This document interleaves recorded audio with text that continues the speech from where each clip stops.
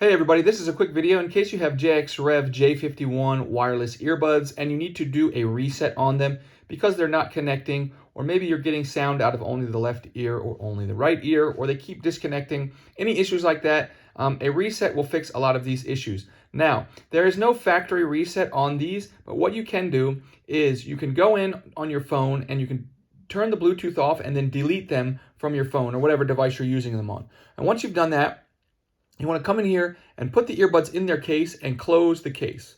And then once you've closed the case, you should wait for at least a minute.